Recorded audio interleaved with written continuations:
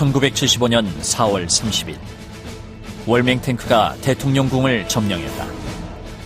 월남의 수도인 사이공이 완전히 함락되고 자유월남은 패망을 한 것이다.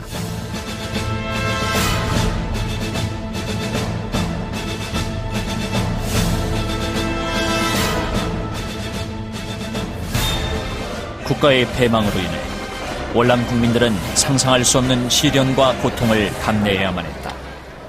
살아남기 위해 가족과 생이별을 해야만 했고, 그렇게 대부분의 사람들은 자유를 찾아 공산화된 조국을 탈출할 수밖에 없었다.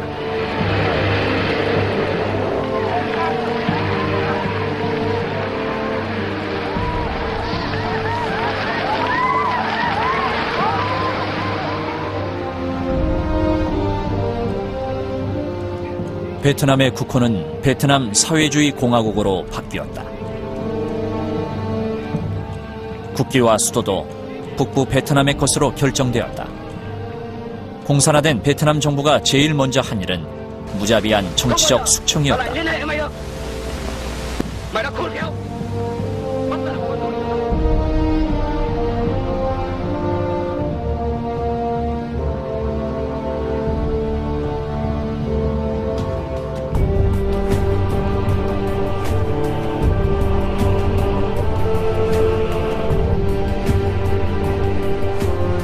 고위 공무원, 지도층 인사, 언론인, 정치인들은 물론 군인, 경찰 모두 정신개조 수용소에 강제 수감되었다.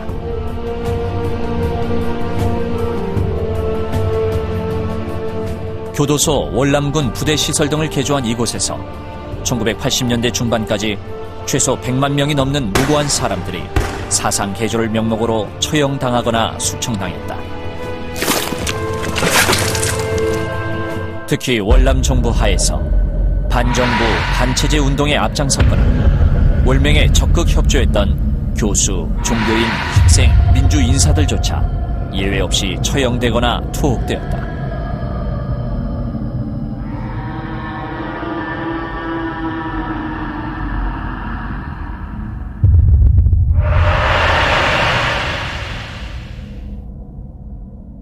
감옥에 아버님한테 얘기 들어보니까 어둠 속에 그냥 가둬놨대요. 어둡게. 그리고 가끔마다 풀리면 햇빛도 안 보이는데 보기 힘든다고 그 정도. 몸 다 구부려 뼈 아프고 그 정도 당했대 2년이나. 그런 어둠 속에 가둬놨대요. 감옥인가 모르겠는데 하여튼 혼자만 또 어둠 속에 있대요. 구국 평화회복 및 반부패 운동단체를 결성해 반정부 활동에 앞장섰던 승려 틱직구왕은 일명 호랑이 우리라고 불리는 비좁은 칸막이 속에 오랜 기간 갇혀 결국 다리가 굳어져 장애인이 됐다.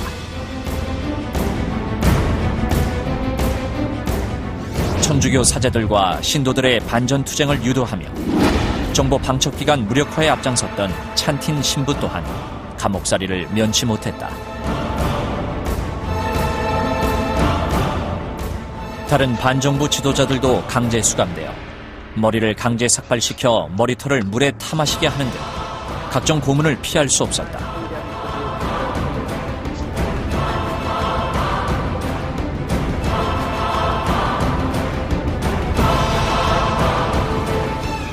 미국의 오렌지 카운티 레지스터는 2001년 4월 29일 베트남 특집 탐사 보도를 통해 수용소 수감자는 독방 감금, 위험한 노동, 밀폐된 공간의 감금, 각종 구타와 고문은 물론 처형까지 스스럼 없이 자행되었다고 보도했다.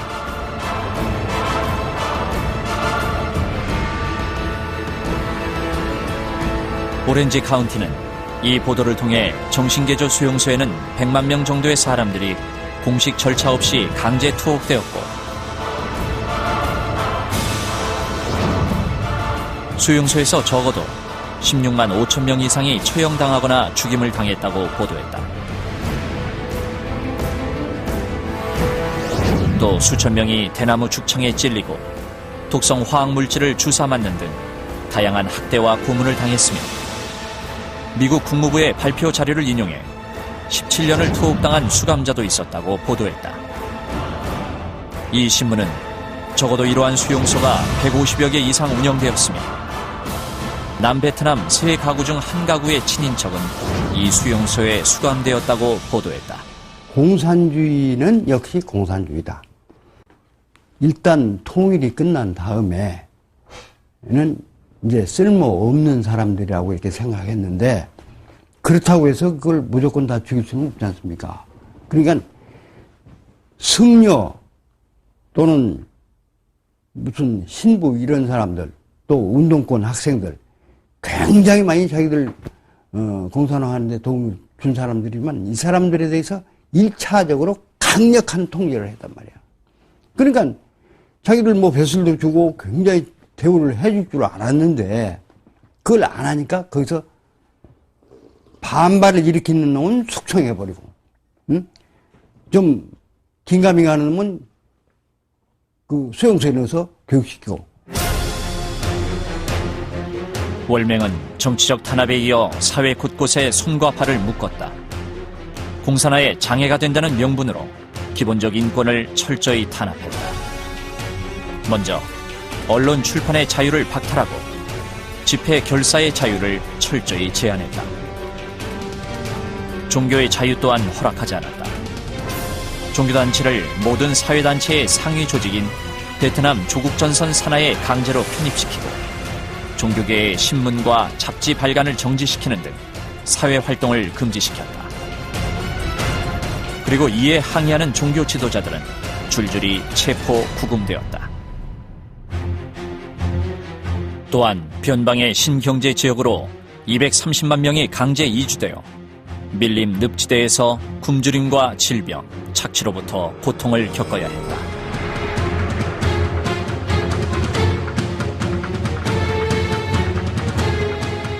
통일 전 월남의 수도 사이공시 명칭을 호치민시로 바꾸고 거리 이름도 변경했다.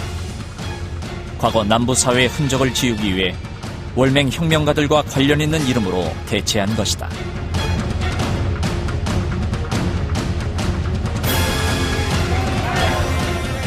심지어 전 대통령 응오딘 지엠과 많은 전직 장관, 장군 등 고위 인사들의 무덤까지 파헤쳐졌고 시체는 불태워졌다.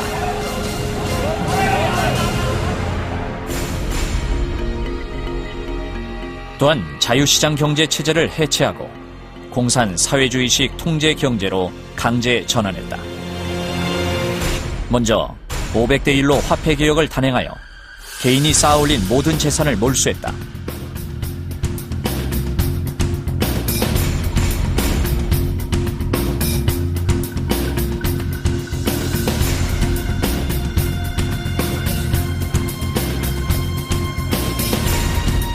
자본가들의 재산도 국가에 자진 헌납하는 형식으로 강제 몰수하였고 1,500개의 개인 기업을 국유화의 이름 아래 모두 빼앗았다.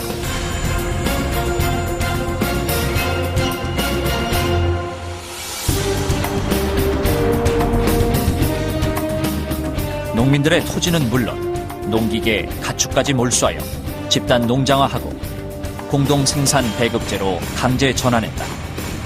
이로 인해 쌀 생산량이 크게 줄어들어 세계 2, 3위의 쌀 수출국이었던 베트남은 급기야 매년 100만 톤의 쌀 수입국으로 전락했다.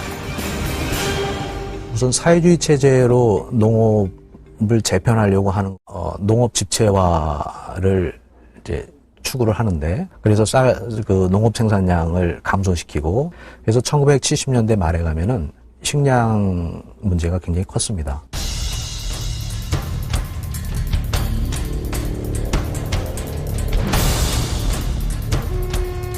통일 베트남 공산당 총비서 레드완은 1976년 개원 국회에서 조국을 10배 더 크고 10배 더 아름답게 만들 것이라고 장담했다. 그러나 공산화된 베트남 경제는 10년도 못 가서 총체적 파탄 상황에 봉착했다. 400만 명 실업사태, 굶주림, 강제노동 등 극히 암울한 상황에서 월남 국민들은 탈출만이 살 길이라는 절박감에 조악한 뗏목과 보트 등을 만들어 목숨을 건 보트 피플 대열에 끼었다. 전신주도 걸을 수만 있다면 탈출할 것이라는 농담이 있을 정도였다.